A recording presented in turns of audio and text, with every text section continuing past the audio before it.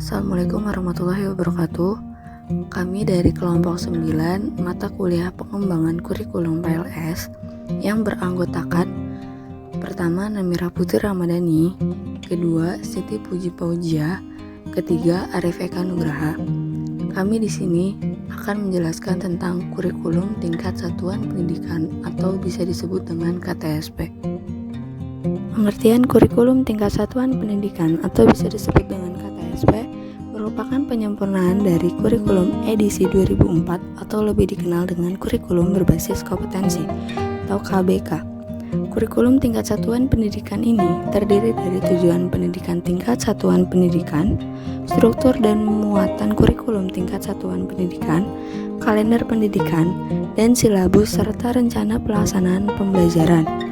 Penyusunan KTSP yang diserahkan kepada setiap tingkat satuan pendidikan sejalan dengan prinsip implementasi kurikulum berbasis kompetensi, yakni memberdayakan daerah dan sekolah dalam merencanakan, melaksanakan, mengelola, dan menilai pembelajaran sesuai dengan kondisi dan aspirasi mereka. Prinsip pengelolaan KTSP merujuk pada kesatuan dalam kebijaksanaan dan keberagaman dalam pelaksanaan. Yang dimaksud dengan kesatuan dalam kebijaksanaan ditandai dengan sekolah-sekolah dan madrasah-madrasah menggunakan perangkat dokumen kurikulum yang sama dikeluarkan oleh Departemen Pendidikan Nasional. Keberagaman dalam pelaksanaan ditandai dengan keberagaman silabus yang akan dikembangkan oleh sekolah atau madrasah masing-masing sesuai dengan karakteristik sekolah atau madrasahnya.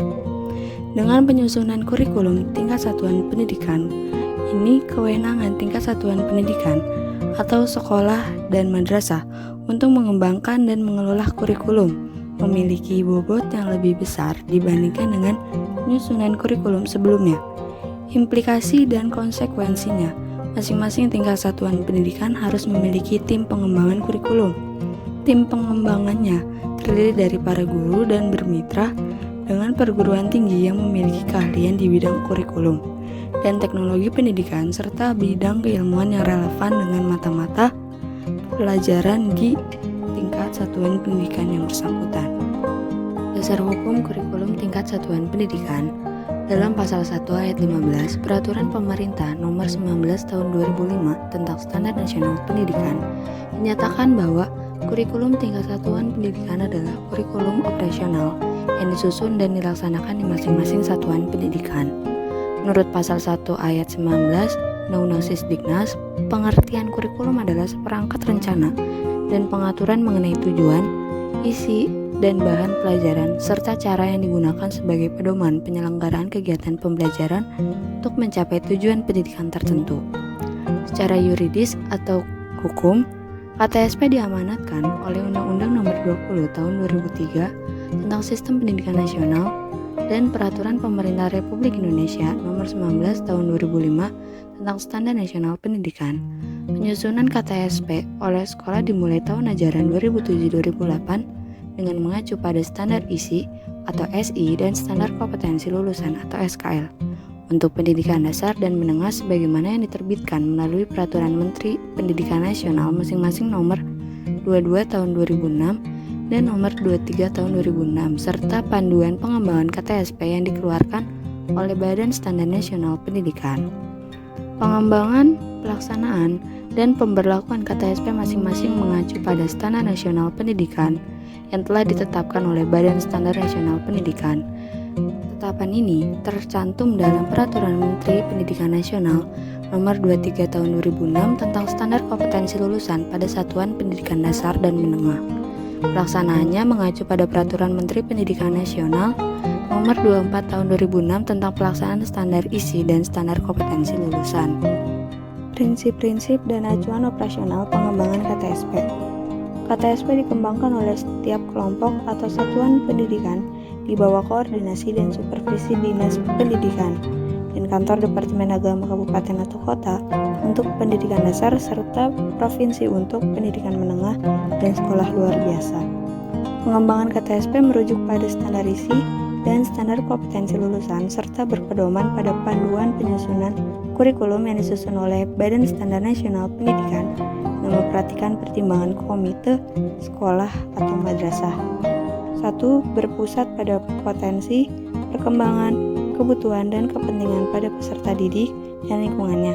Kurikulum dikembangkan berdasarkan prinsip bahwa peserta didik memiliki posisi sentral untuk mengembangkan kompetensinya agar menjadi manusia yang beriman, bertakwa kepada Tuhan Yang Maha Esa, berakhlak mulia, sehat, berilmu, cakap, kreatif, mandiri, dan menjadi warga negara yang demokratis serta bertanggung jawab. Untuk mendukung pencapaian tujuan tersebut, pengembangan kompetensi peserta didik disesuaikan dengan potensi, perkembangan, kebutuhan, dan kepentingan peserta didik serta tuntutan lingkungan. 2. Beragam dan terpadu.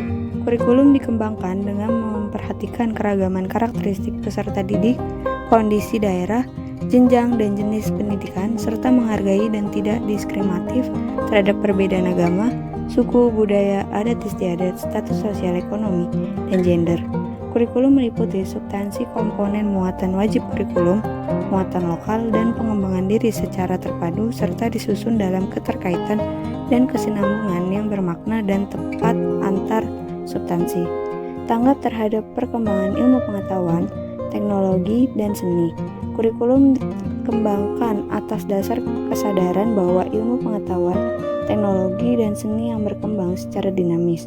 Oleh karena itu, semangat dan isi kurikulum memberikan pengalaman belajar peserta didik untuk mengikuti dan memanfaatkan perkembangan ilmu pengetahuan, teknologi, dan seni. Relevan dengan kebutuhan kehidupan. Pengembangan kurikulum dilakukan dengan melibatkan pemangku kepentingan atau stakeholder untuk menjamin relevansi pendidikan dengan kebutuhan kehidupan, termasuk di dalamnya kehidupan kemasyarakatan, dunia usaha, dan dunia kerja. Oleh karena itu, pengembangan keterampilan pribadi, keterampilan berpikir, keterampilan sosial, keterampilan akademik, dan keterampilan vokasional merupakan suatu keniscayaan. 4. Menyeluruh dan berkesinambungan. Substansi kurikulum mencakup keseluruhan dimensi kompetensi, bidang kajian keilmuan, dan mata pelajaran yang direncanakan dan disajikan secara berkesinambungan antar jenjang pendidikan. 5. Belajar sepanjang hayat. Kurikulum diarahkan kepada proses pengembangan, pembudayaan, dan pemberdayaan peserta didik agar mampu dan mau belajar yang berlangsung sepanjang hayat. Kurikulum mencerminkan keterkaitan antara unsur-unsur pendidikan formal, non-formal, dan informal dengan memperhatikan kondisi dan tuntutan lingkungan yang selalu berkembang serta arah pengembangan manusia seutuhnya. 6. Seimbang antara kepentingan nasional dan kepentingan daerah. Kurikulum dikembangkan dengan memperhatikan kepentingan nasional dan kepentingan daerah untuk membangun kehidupan bermasyarakat, berbangsa, dan bernegara. Kepentingan nasional dan kepentingan daerah harus saling mengisi dan memberdayakan sejalan dengan moto Bhinneka Tunggal Ika dalam kerangka Negara Kesatuan Republik Indonesia atau NKRI. KTSP juga disusun dengan memperhatikan acuan-acuan operasional, yaitu keragaman potensi dan keragaman daerah dan lingkungan, tuntutan pembangunan daerah dan nasional, tuntutan dunia kerja, dan dinamika perkembangan global. Konsep dan karakteristik kurikulum tingkat satuan pendidikan. Konsep kurikulum tingkat satuan pendidikan atau kurikulum 2006 adalah sebuah kurikulum operasional pendidikan yang disusun dan dilaksanakan di masing-masing satuan pendidikan di Indonesia dengan mengacu pada standar isi yang dikeluarkan oleh Badan Standar Nasional Pendidikan.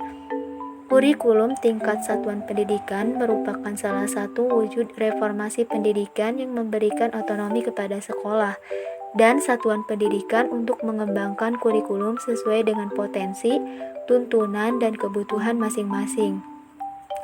Karakteristik yang mencirikan kurikulum tingkat satuan pendidikan yaitu kurikulum tingkat satuan pendidikan memberikan kebebasan kepada tiap-tiap sekolah untuk menyelenggarakan program pendidikan sesuai dengan kondisi lingkungan sekolah, kemampuan peserta didik, sumber daya yang tersedia, dan kekhasan daerah.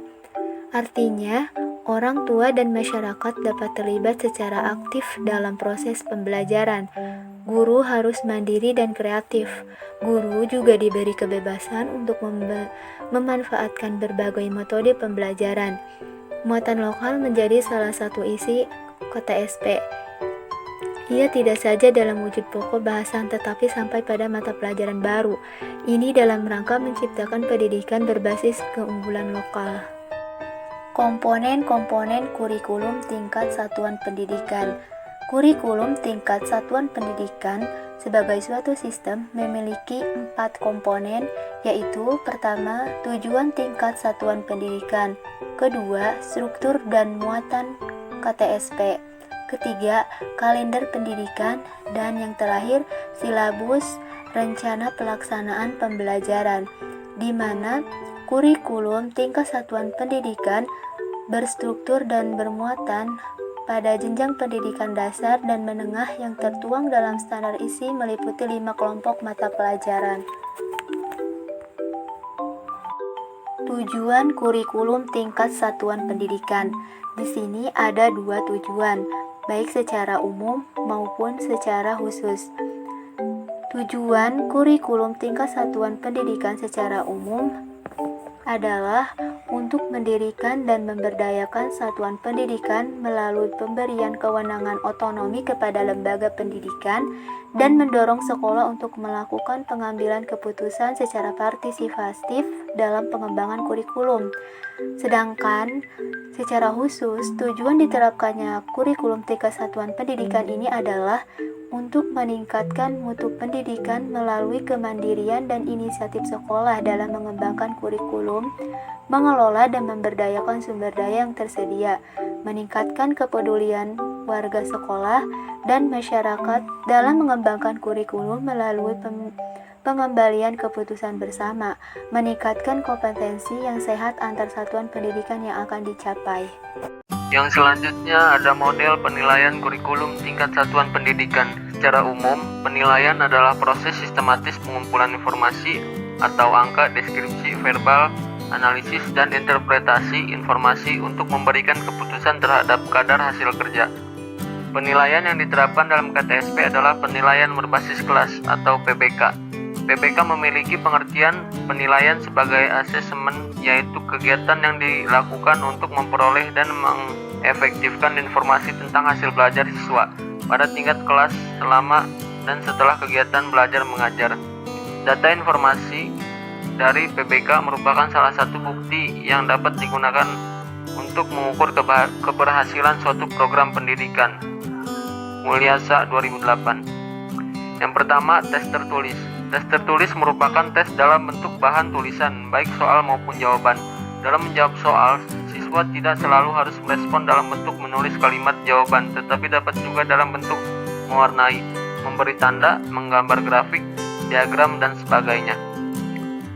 Contoh tes tertulis misalnya pilihan ganda, benar salah, menjodohkan, isian singkat, jawaban singkat atau isian singkat, uraian objektif, esai berstruktur, uraian bebas, dan pertanyaan lisan.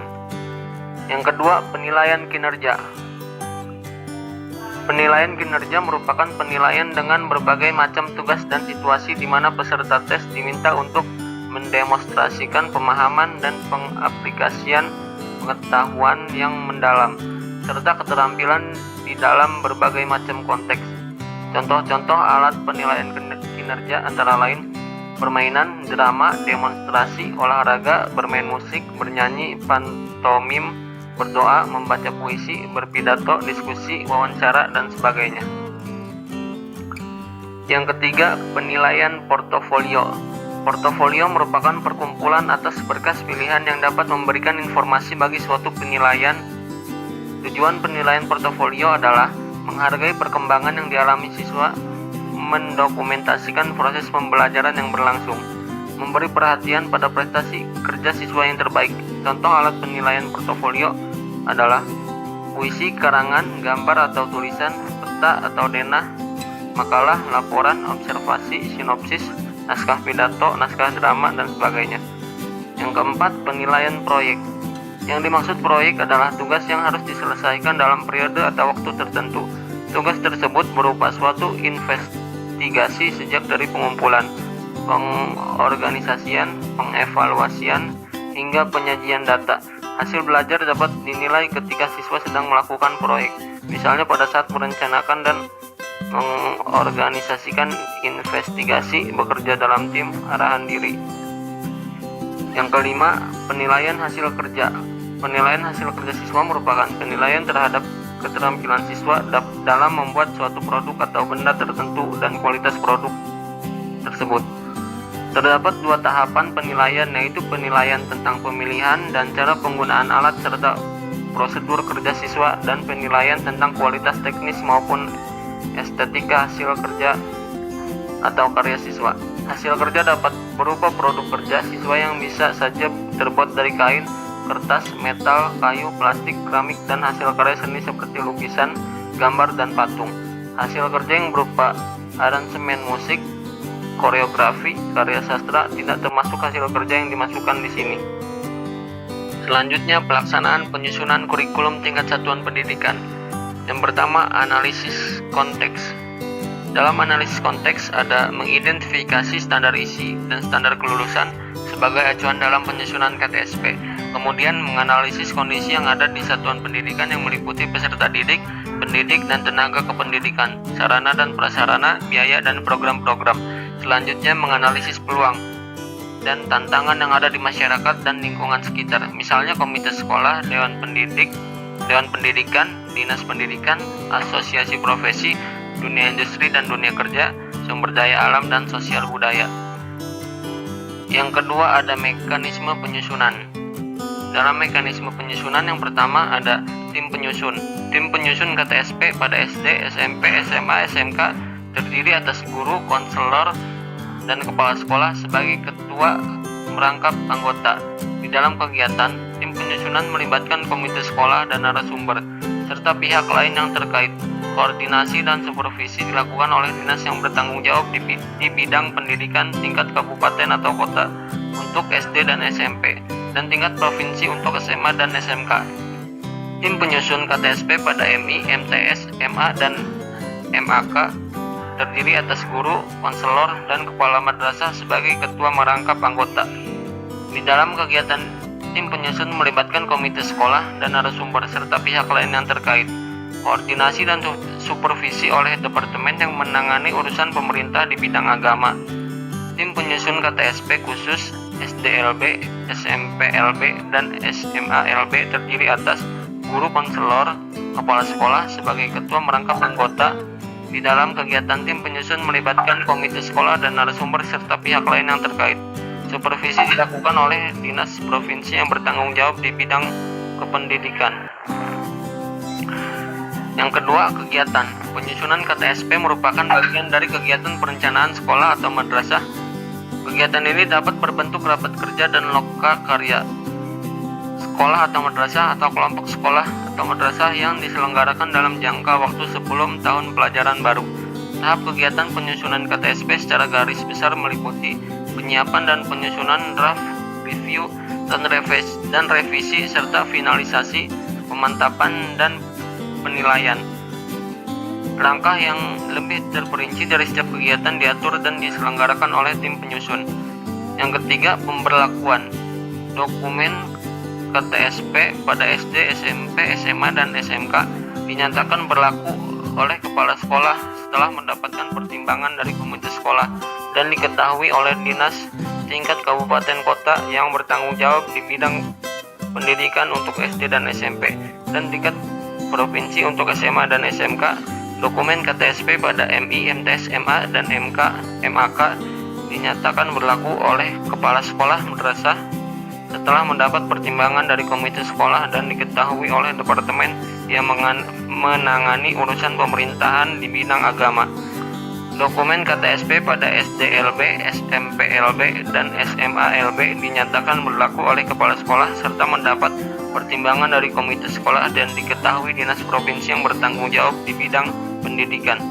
Selanjutnya, kelebihan dan kekurangan KTSP. Kelebihan sebagai sarana untuk mengembangkan kreativitas sekolah dan sarana mengembangkan keunggulan lokal, KTSP memiliki potensi integrasi bangsa yang sangat besar. Sebab hanya melalui KTSP, tema-tema menyangkut keanekaragaman sosial budaya dan toleransi dimuat ke dalam materi. Seperti pemilihan contoh-contoh studi kasus dan bahasa, KTSP menggunakan ujian nasional sebagai satu-satunya alat untuk mengukur kompetensi lulusan. Selanjutnya ada kekurangan. Secara substansial dalam KTSP tidak dikenal UN sebab pengembangan standar isi oleh sekolah-sekolah menurut karakteristik, potensi daerah, dan kebutuhan daerah bukan diarahkan kepada pencapaian standar kompetensi lulusan sebagaimana yang diukur hanya melalui ujian nasional. Sekian pemaparan dari kelompok kami. Kurang lebihnya mohon maaf. Wassalamualaikum warahmatullahi wabarakatuh.